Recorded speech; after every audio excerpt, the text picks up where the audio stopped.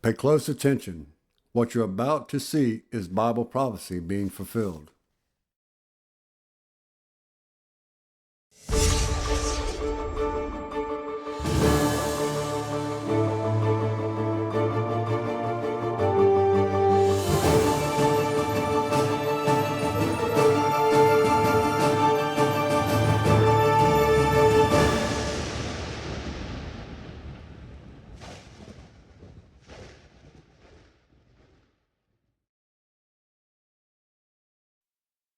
Welcome to another edition of YPN News, bringing you the news that relates to Bible prophecy and foretold by Yishra Hawkins. Well, in the news tonight, we're going to talk about Cuba. Cuba now is wondering if something similar is going to occur to them as it did to Venezuela. So we'll have those details. Iran is dealing with a whole bunch of protests, and also the United States is starting to put a lot more pressure on them to do something about their nuclear program. Also, we're going to talk about, and we're going to start off with a new virus that they're saying is many more times deadly than the coronavirus. So the United States is on high alert as officials monitor disease that is spreading overseas. Now, it's called the Nipah virus, and airports in Southeast Asia are stepping up screening for the virus after 2 cases in India were reported. Now, the Nipah virus is extremely deadly compared to COVID. According to the World Health Organization, the fatality rate is between 40 and 75%. Wow. Well, fruit bats tend to be carriers of the virus, but they say that there has not been any human-to-human transmission, as it's very rare. So officials are concerned because there is no vaccine to combat the disease at this point. The Indian Ministry of Health reports that it has been performing contact tracing and believes that the virus is contained at this point. Of course, the CDC is also monitoring the situation and is on standby if assistance is needed. Well, now we turn to Latin America, specifically Cuba, to see what is going on between them and the United States.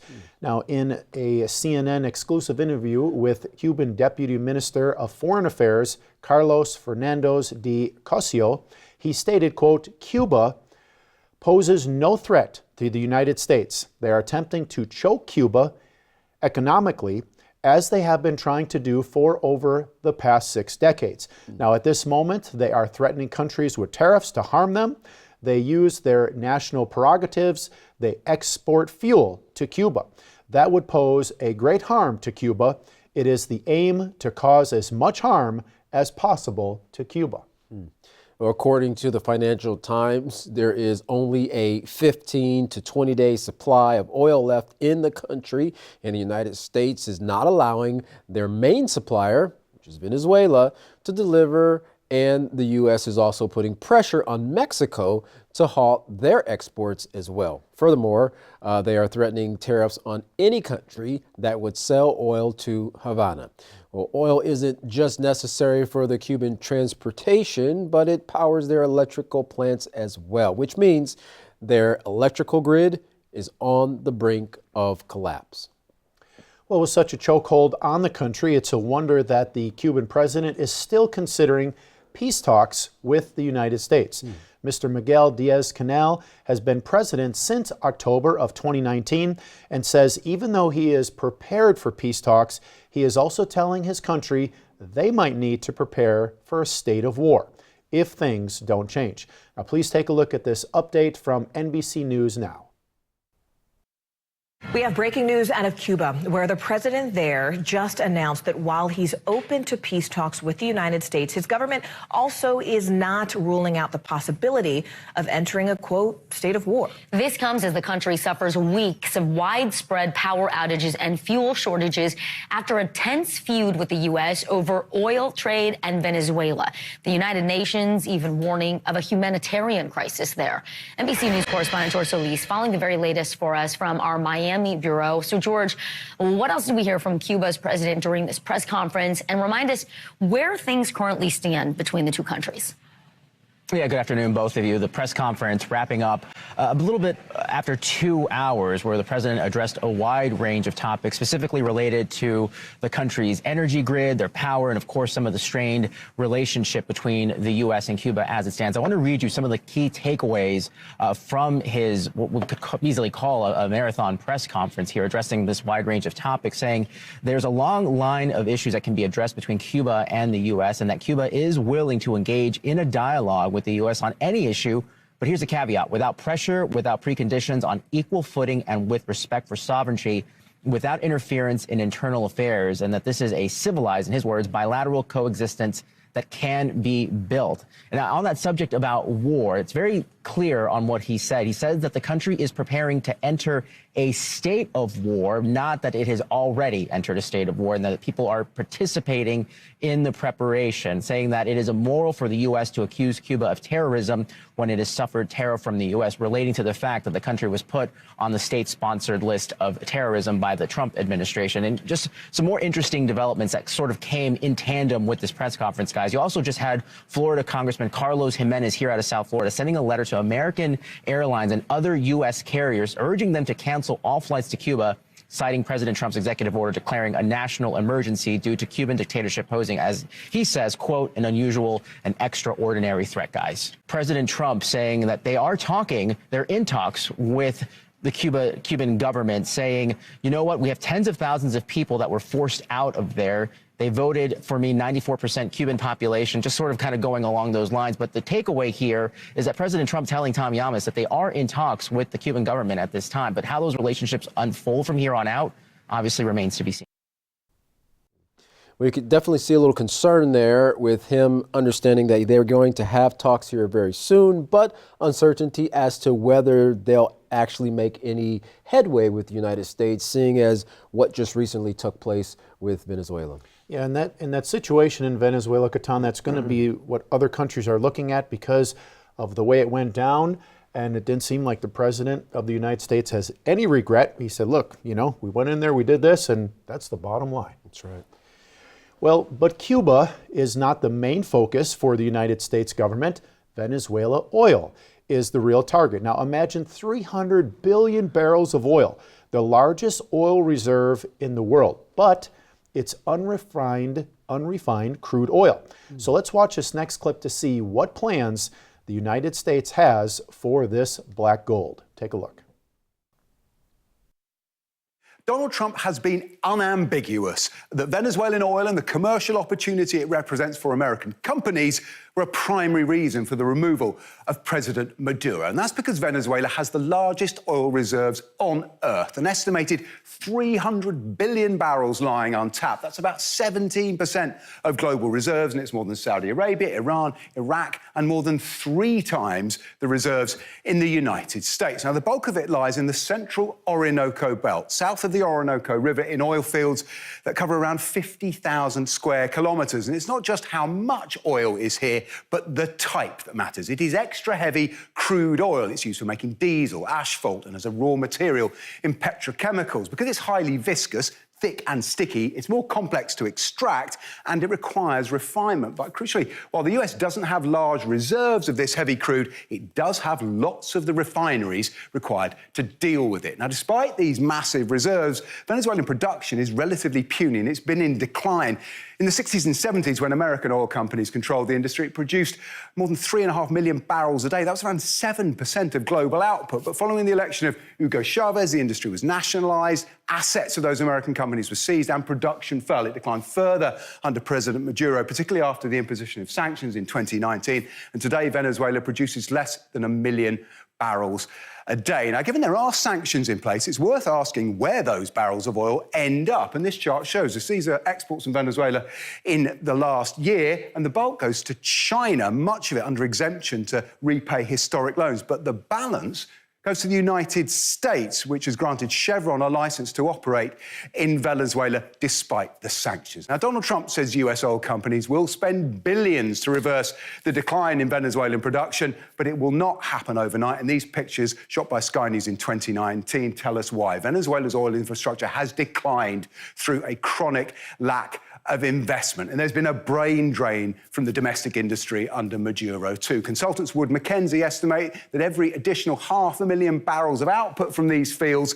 will require $15 to $20 billion of investment to return them to production. Now, for a sense of how long it might take to increase that production, we can look to a previous episode of US adventurism, the removal of Saddam Hussein from Iraq. And this chart shows the war with Iran and the first Gulf War dented production. But after the US-led invasion in 2003, production has tripled, but it's taken 20 years and, of course, come at an enormous cost to regional stability. The more immediate question is what impact regime change in Venezuela will have on the oil price when markets reopen, particularly given the uncertainty over who is really in charge in Caracas. Now, the US seizure of Venezuelan tankers before Christmas had a limited impact on the oil price. In fact, you can see it's down more than 20% in the last year as global economies have slowed, demand has decreased, and there's actually oversupply. It may be that the prospect of a peace deal between Russia and Ukraine will have far more impact on the oil price than the promise of more Venezuelan crude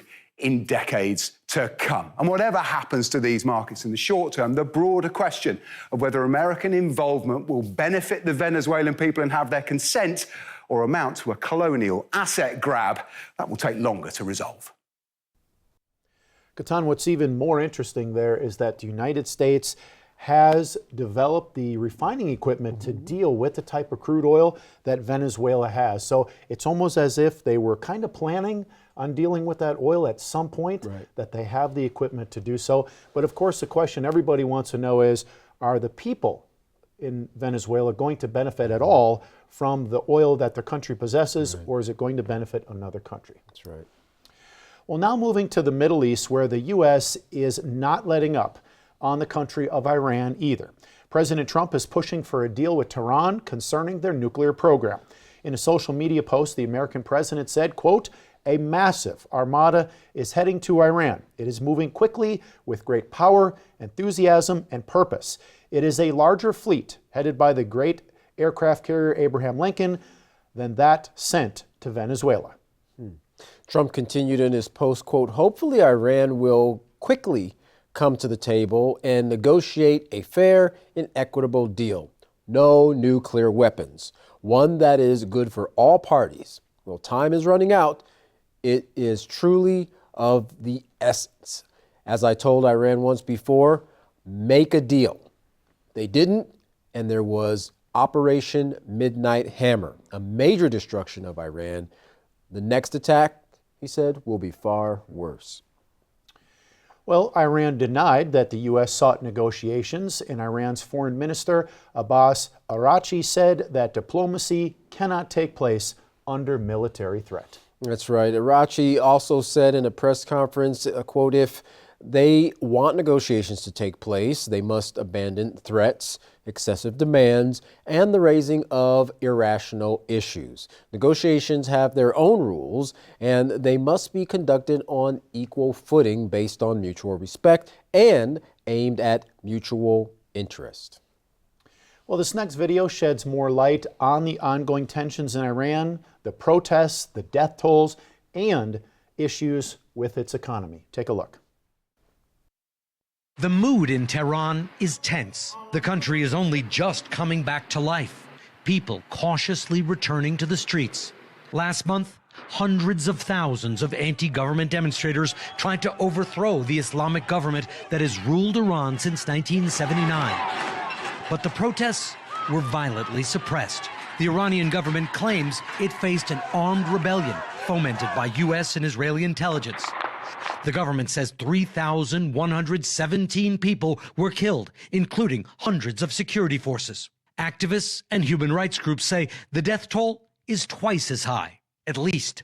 We were allowed into Iran during what remains a very sensitive time. The government apparently eager to show it has regained control. The director of Tehran's biggest hospital says doctors were flooded with injured security forces and protesters. What kind of injuries did they mostly have, the patients who were brought here? We dealt with everything, he said. Some of our injured patients had gunshot wounds. Others had trauma caused by crowding and traffic accidents. We also had stab wounds. We saw all types of trauma, he said. This week is also a religious holiday in Iran, a Shia Muslim country. We attended a festival organized to celebrate the birth of a Shia savior, who the faithful believe will return one day to bring salvation. This event is also a show of national unity. People are carrying Iranian flags as well as pictures of Iran's supreme leader. This government still does have its supporters. But for all the public displays of solidarity with the government, Iran badly needs a deal with the U.S. The economy is in dire straits. The local currency is unstable and nearly impossible to exchange abroad. There's deep resentment because of rising prices and international isolation. So what's on the table for the upcoming U.S.-Iran negotiations? First of all, Iran's nuclear program. Last summer, during the 12-day war, the U.S. attacked Iran's enrichment facilities and killed scientists and top military officials. A major setback for Iran's nuclear program, which the government insists is needed to produce energy and medicine. But around 900 pounds of enriched uranium remain unaccounted for after the 12-day war. Washington wants to know where it is and for Iran to hand it over. Iran has been ambiguous about the material, but an Iranian official told NBC News the government would consider moving it to Russia as part of a deal. Also under discussion, missiles. Iran used them several times against Israel last year in response to Israeli assassinations and attacks against Iranian officials. The U.S. and Israel want Iran to limit the range of its missiles. That is contentious in Iran, but a second Iranian official tells us the country is willing to commit to making sure its missiles can't be fitted with nuclear weapons. In exchange for a deal, Iran wants out of its economic isolation, for sanctions to be lifted, and for the frequent American and Israeli threats of attack to stop. Iranian officials tell me if the negotiations remain focused on Iran's nuclear program, they believe they can get them over the line. But they worry that Washington will continue to add demands and broaden the scope of the talks, and then blame Iran, or perhaps even attack this country, for refusing to accept the deal. Yeah, well, I'm pretty sure that the people of Iran, they just went through this whole period of protesting. They're ready to kind of get things reestablished back in their country, seeing as though they, like was mentioned in the article, that they're kind of cut off from the global community and being able to buy and sell, and that's really hurt their economy. Right, and they're really pushing to have those tariffs lifted, so they do want their government to make a deal. And thousands turned out in protest. So it was not a small gathering. It was a big gathering, but of course, over 3,000 people have been killed so far in these protests. So it is quite a situation right now with Iran, and especially with what we're going to see here is, will they make a deal on their nuclear program? That's right. Well, the U.S. is looking for talks between Russia and China to set new limits on nuclear weapons since the expiration of the existing treaty. But what do nations outside the U.S. have to say about it? And what's next since the exiting START treaty is about to expire? More in these next videos. Take a look. The U.S. seeks three-way talks with Russia and China to set new limits on nuclear weapons. This comes after the last treaty between Washington and Moscow expired. But Beijing has already rejected joining disarmament negotiations, and Russia wants other nuclear states like the UK and France to be included. Russia and the US are on the verge of withdrawing from the New START treaty, the last active agreement limiting their nuclear arsenal. In September last year, Russian President Vladimir Putin announced that Moscow was ready to adhere to the current restrictions for another year after the expiration of the New START treaty this week, but only if the US took a similar step. US President Donald Trump reacted by saying he would be able to secure what he called a more profitable agreement, while Russia's ex-president Dmitry Medvedev, who signed the New START treaty alongside Barack Obama back in 2010, says tensions over the war in Ukraine and fundamental disagreements with Washington on arms control make a new agreement unlikely. Our proposal remains on the table, and the treaty hasn't even expired yet. If the American side wants to extend it, that can be done. In addition to the likely expiration of this treaty, the US president has announced the resumption of nuclear testing after a more than 30-year break. In response, Vladimir Putin ordered a study to be conducted by Russia on the importance of such tests. Many agree a nuclear threat is looming and a fundamentally new arms control mechanism is needed, not least to prevent other countries from becoming nuclear powers. The risk of a nuclear attack is now the highest in decades. Experts say the New START treaty between Russia and the United States in its current form no longer addresses that challenge. They say any new potential agreement should involve the entire so-called nuclear five countries, including the United Kingdom and France, as well as China. Moscow has repeatedly emphasized the need to consider NATO's combined nuclear potential. Great Britain and France are the allies of the United States, bound by obligations and mutual commitments within NATO. Therefore, it is impossible to ignore their arsenal. China doesn't possess the same arsenal as Russia and the US do. So at this stage, it sees no need to participate in such negotiations. Russia and the United States' nuclear arsenal accounting for more than 90% of all nuclear weapons in the world. As of January 2025, Russia had 4,309 nuclear warheads, the United States 3,700. France and the UK have their own nuclear arsenal, 290 and 225 warheads respectively, according to the Stockholm Peace Research Institute, and China has about 600 warheads. Even though the remaining members of the Nuclear Five appear in no hurry to join the negotiations, the most likely option for the future Strategic Arms Control Treaty may be data sharing with fewer stringent restrictions.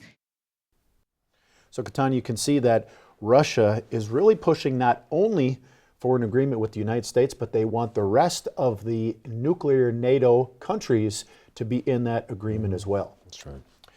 Well, the doomsday clock was moved once again a little closer to midnight. Its current setting is 85 seconds to midnight. Now, the Bulletin of Atomic Scientists have been adjusting that clock, which represents how close humanity is to total catastrophe that would end humanity. Now, from 1945 until now, the hands have been adjusted from 17 minutes to midnight to just 85 seconds to midnight.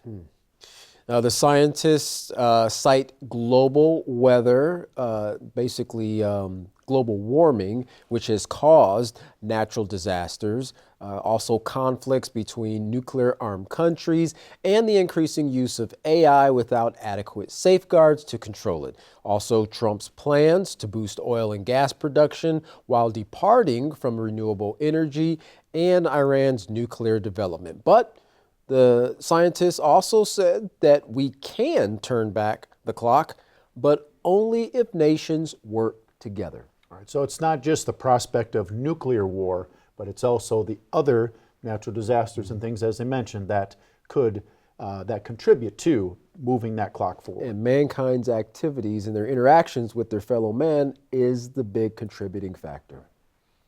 Well, Elon Musk is considered the world's richest man as his net worth soared to $800 billion. Now, with all that value and what can it buy? Well, the world's richest man has come to realize that there's one thing that it can't buy. Take a look at this next video to see what that is. When your problems are no longer financial but just philosophical, you know you've entered the world of the very richest elite. Because billionaire Elon Musk has gone online to announce that money cannot buy happiness. Yes, the person who could probably buy several countries and maybe the odd planetary moon if they were for sale, says he's discovered the emotional angst previously confined to poets, students and struggling musicians. So is the world's richest person having an existential crisis? Here's our report. Elon Musk, the world's richest human, part-time philosopher and full-time algorithm disruptor, has discovered something humanity's broke poets have been saying for centuries. Money can't buy happiness. The revelation arrived shortly after his net worth casually strolled past $800 billion, a number so large it now requires emotional commas. Thank you all. Taking to X, Musk wrote, "Whoever said money can't buy happiness really knew what they were talking about." The sad face emoticon, presumably typed from a device more expensive than most national budgets, instantly went viral, racking up over 34 million views and several million raised eyebrows. One user joked that King Solomon had already figured this out 3,000 years ago. One user joked that King Solomon had already figured this out 3,000 years ago. One user joked that King Solomon had already figured this out 3,000 years ago. Interesting. It's interesting that one of the commenters said that King Solomon actually figured that out 3,000 years ago. And, sadly, Mr. Musk is, dealing with a lot of things in his life. He's got, a lot of net worth, but he, just human, he still doesn't have that true joy and satisfaction in life. Right, but it also shows you that those lessons in the Bible, you can learn something from. That's true. Well, as we close out this broadcast, U.S. President Trump spoke of his great accolades of rebuilding the United States military in just a few short months. He spoke about how the U.S. military took out ISIS, and of course in the most recent events, how the U.S. hit targets in Africa because ISIS, of course, was targeting Christians. Well, Trump said, quote, "When Christians come under attack, they know they're going to be attacked violently," speaking of ISIS being attacked violently, and viciously by President Trump. And I know that is not a nice thing to say, but that's the way it is.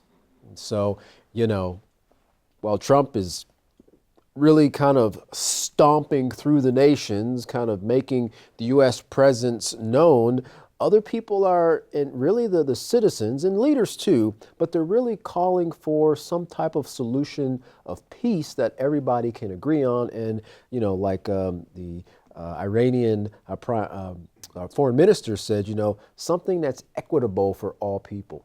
Right, and, U.S. President Trump is not really known for saying nice things.